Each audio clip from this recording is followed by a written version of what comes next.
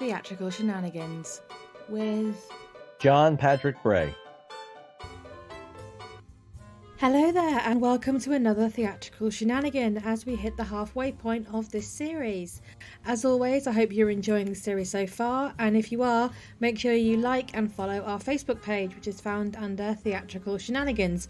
Or you can give the podcast a like and subscribe wherever you listen to it, whether that is Podbean, Spotify, Amazon, iHeartRadio, Player FM, Samsung, Podchaser, or Boomplay. And breathe. Before I go on to introduce my guest for this week, I want to let all of you playwrights out there know that our submission window for Season 3 of Theatrical Shenanigans is now open. Between now and midday on Tuesday the 31st of October, I will be accepting submissions of plays to be considered for our next season. The guidelines for the submissions are as follows. Scripts will need to be a maximum of 15 pages, not including the title page. Scripts will need to have a maximum of 4 characters. Scripts will need to be suitable for audio, so that means minimum stage directions because, of course, our audiences can't see it. And playwrights are restricted to 1 submission each. After the 31st of October, I will be narrowing down my submissions to the 10 plays that will make up our 3rd season, which will run from the 7th of April to the 25th of August 2024. The 10 winning plays will be announced on the 4th of November 2023, so if you're a playwright out there and you want to join the 20 playwrights, or it will be by the end of this season, that have had their work produced by Theatrical Shenanigans, then make sure you send your script, along with a little blurb about you and how you came up with the idea for the script, to rfwscripts@gmail.com. But I will be posting all of this onto the Facebook page and on Twitter repeatedly over the next month, so you really have no excuse. Okay, with that information overload out of the way, I will move on to this episode. So I guess this week, well, what can I say? He comes with many titles, including playwright, screenwriter, editor, published author, and with a PhD in theatre, he is also a doctor. He is the wonderfully talented John Patrick Bray. John, welcome to Theatrical Shenanigans. Thank you so much for having me. Absolutely not a problem at all. So, before we go into your vast list of achievements, how did you get started on your path to theatre? It was somewhat by accident. I mean, certainly I took a dramatic class, a theater class in high school, and my brother and I always liked performing as children. I've got a twin brother.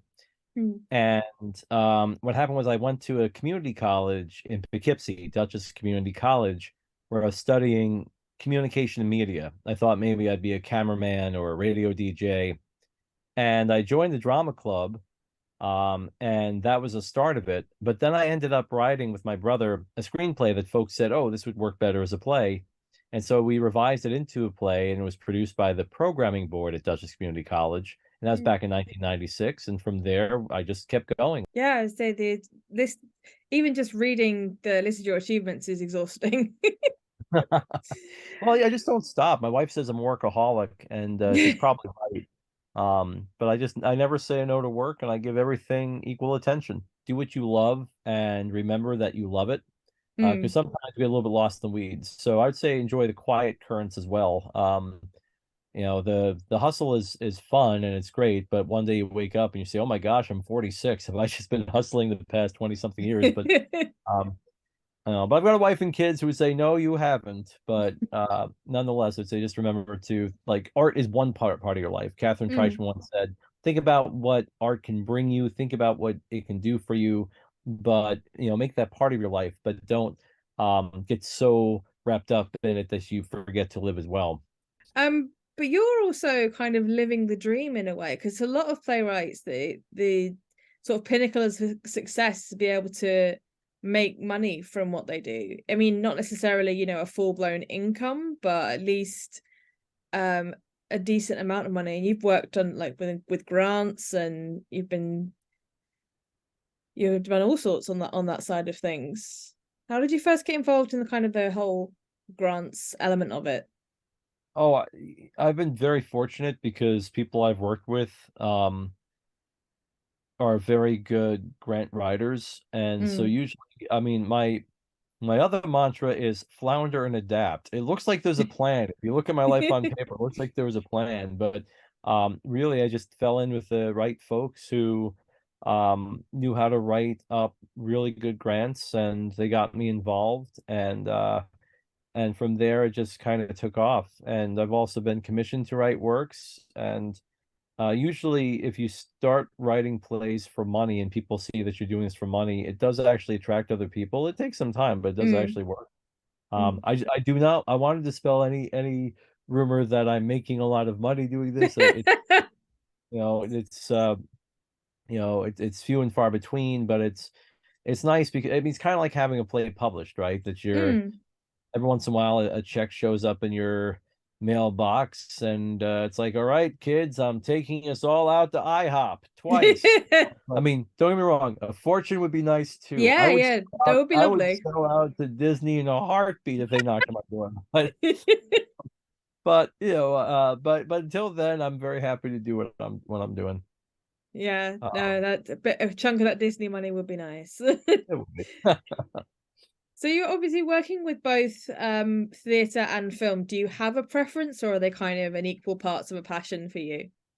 um, film kind of fell into my lap a bit again. I'm the luckiest person alive because I right place, right time. My brother makes movies. He made a documentary called A Horse Connection, which 8 or 9 years ago won Best of Festival, the CNA Gold Eagle Award. So that was pretty wild. And so a few years ago, somebody who saw one of my wacky horror plays asked me if I'd write a short screenplay for him, that he wanted to write something to see if he could get into a small horror film festival, really nice one Mm. called Horror Realm Con in Pittsburgh. And I said, his name is John Neederer, and I said, well, let's do it. So I wrote 3 shorts, and so it was like, yeah. So it just, I go where I'm called, and That's lovely. I mean, if I have a preference, I guess it's still kind of theater because that's what I do more. But I'm mm. enjoying doing indie film as well. So, Um, so yeah, so you talked about teaching earlier, which is obviously is your 9 to 5. But what made you decide kind of that was what you wanted to do, or that was the direction you wanted to go in, I should say? I had great teachers throughout K through 12 and college as well.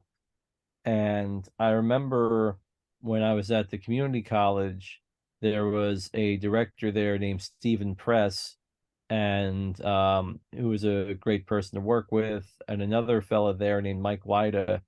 And I forget how the conversation came up, but we're talking about the joys of college teaching, and Steve Press said to me, well, when you teach college, you end up doing theater 24 hours a day. Mm. And that's what made the light go off and say, oh, wow, I can do that 24 hours a day. Because I wanted nothing more than that. Mm. Um, and it was a good education at DCC because we ended up doing very not community college type of things.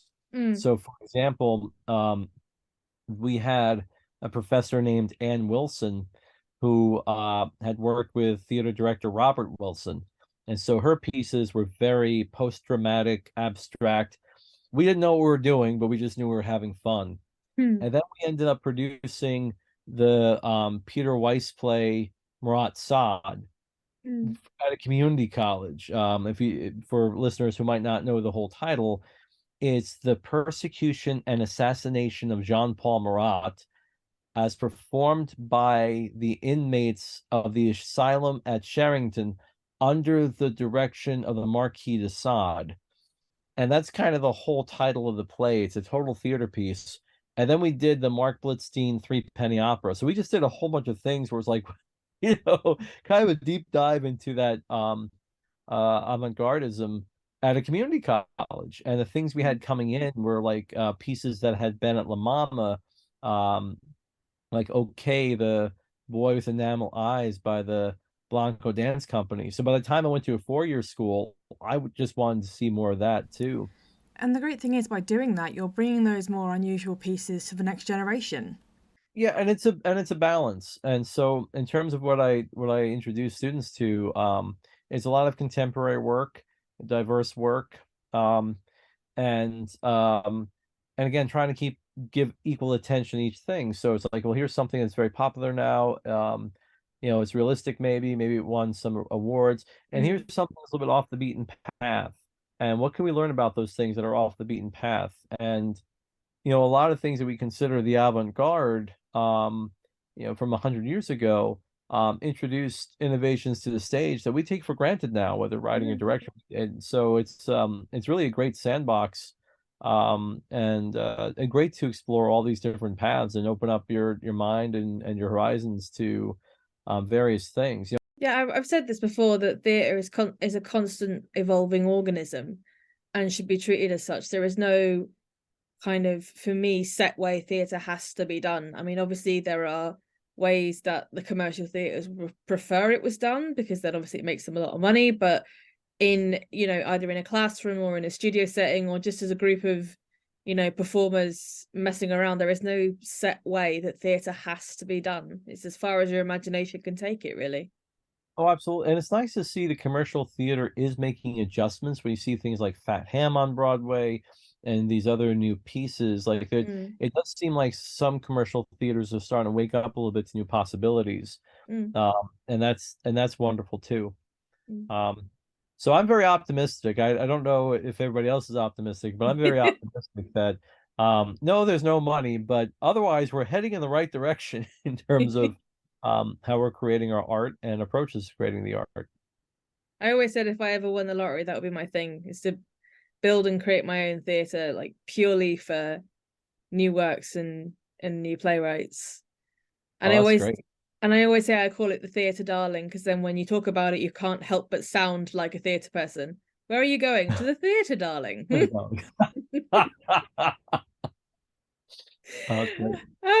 So one final question. This may be difficult to decide as you've done so much, but throughout your career, do you have one particular standout moment for you?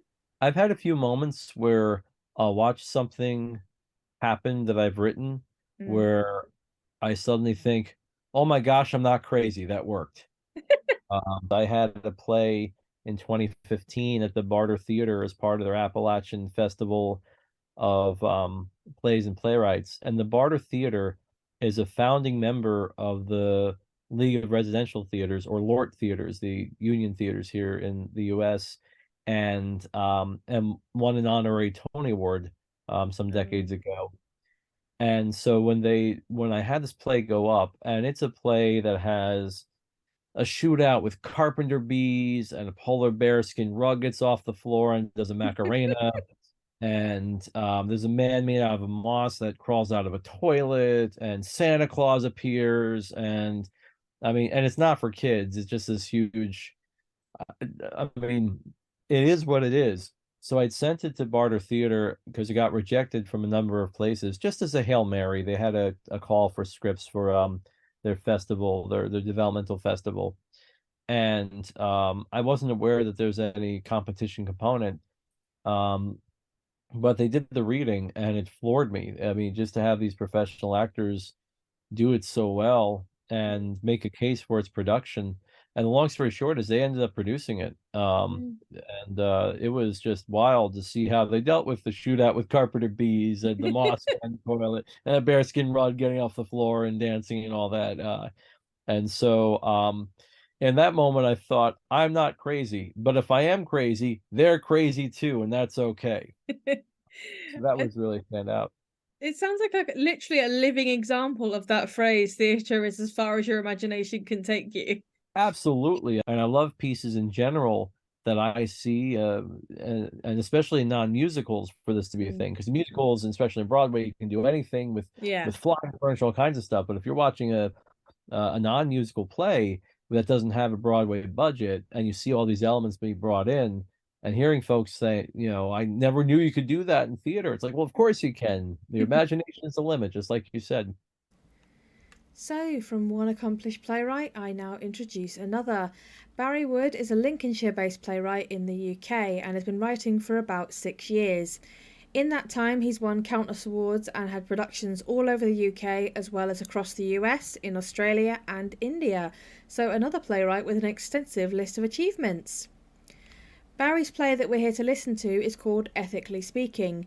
In it, we see Daniel having undergone several tests in order to become a test subject, but there's just one more test Dr. Parry has for him, which leads to a interesting debate. Theatrical Shenanigans presents Ethically Speaking by Barry Wood.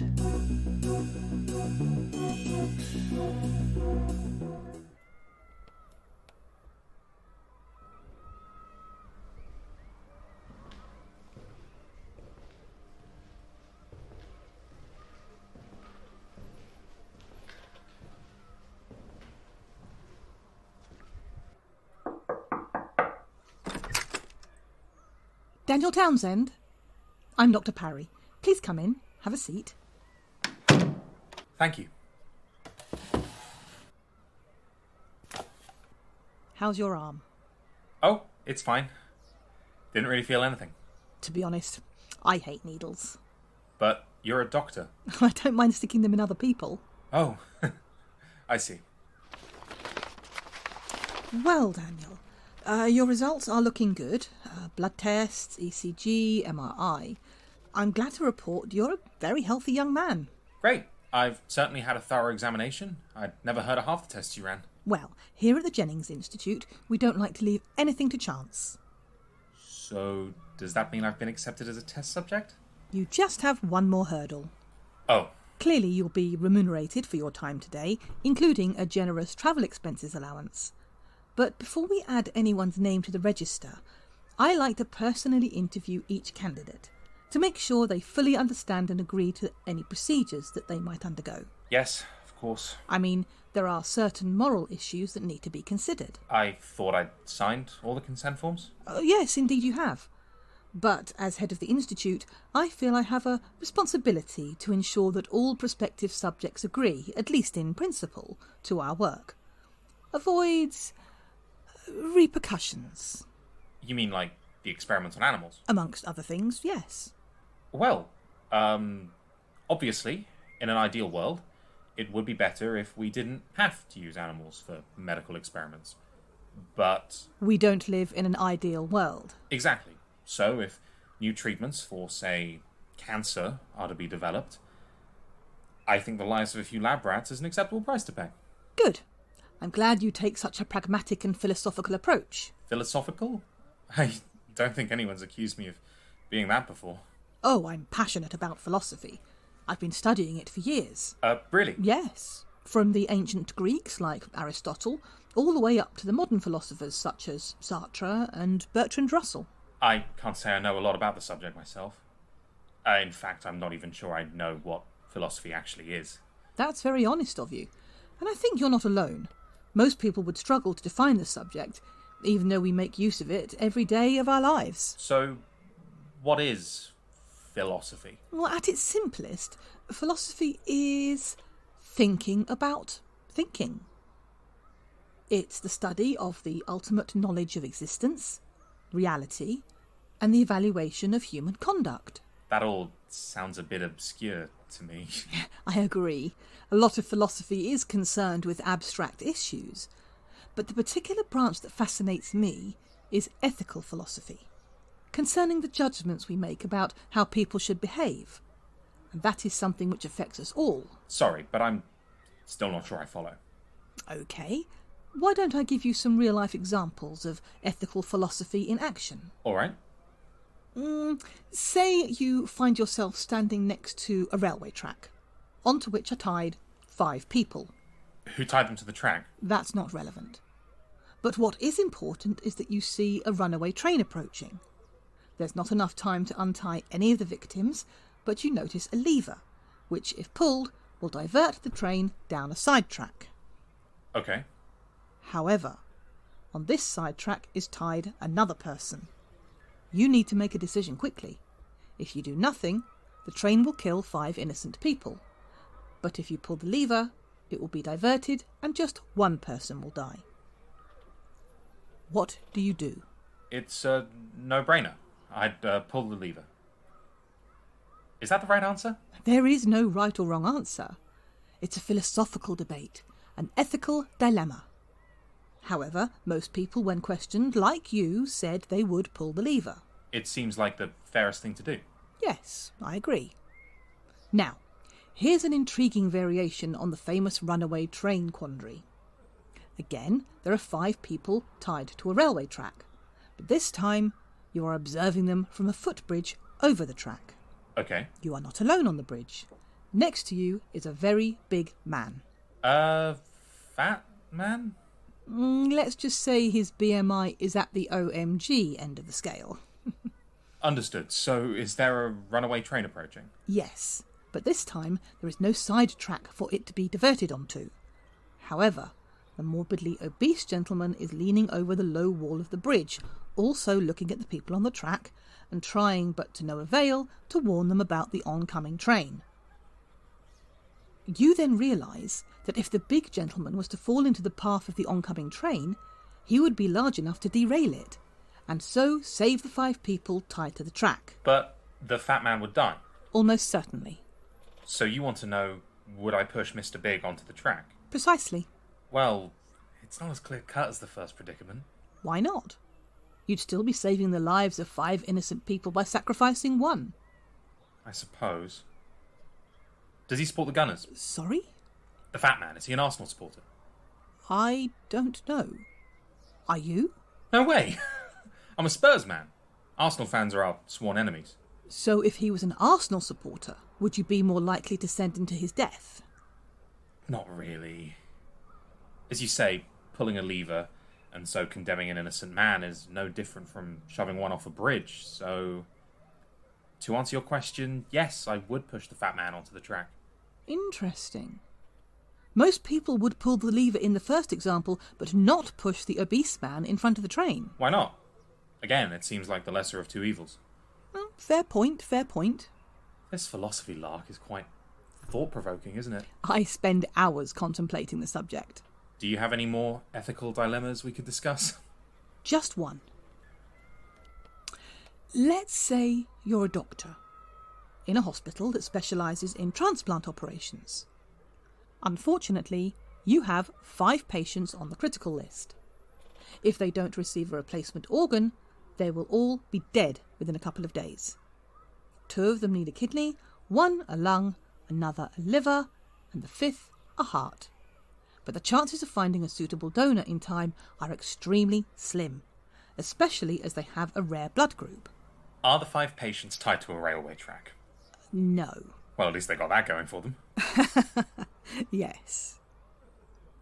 Now, imagine that another person comes into the hospital to donate some blood, for example. Does he need a transplant as well? No, he's quite healthy. But let's say it comes to the attention of the doctor that this young man is the same blood type as his 5 patients on the critical list. Oh,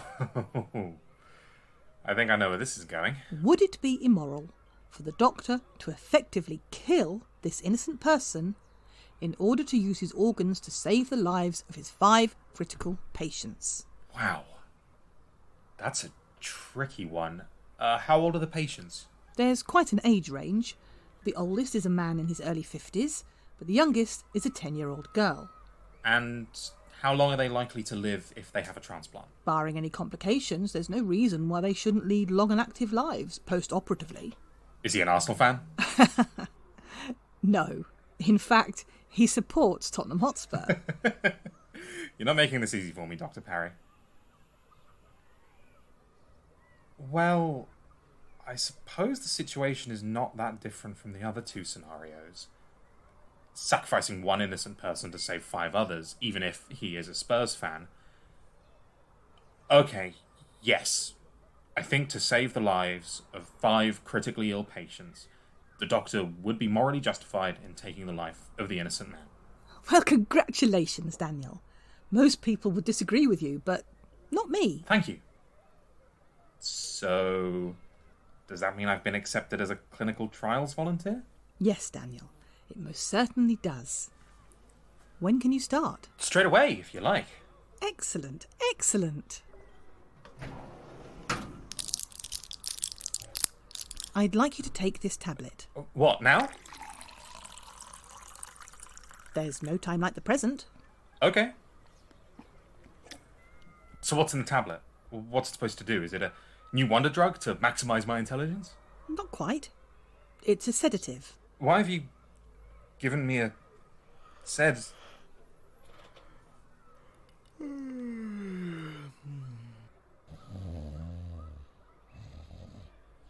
Just to help the process run more smoothly.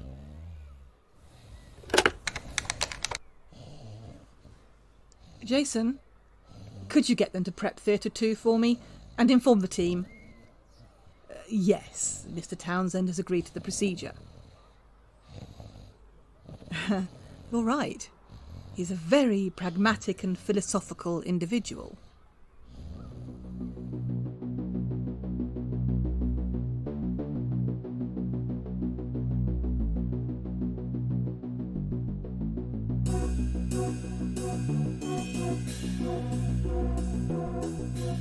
A most definitely interesting ending to an intriguing debate. That was Raphael Key as Daniel and Andrea Richardson as Dr. Parry in Ethically Speaking by Barry Wood.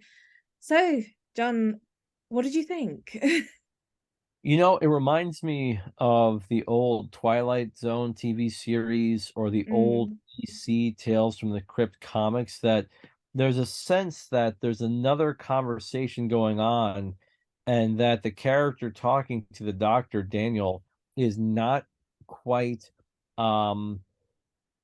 picking up what's being put down here. So yeah, it's a wild ride.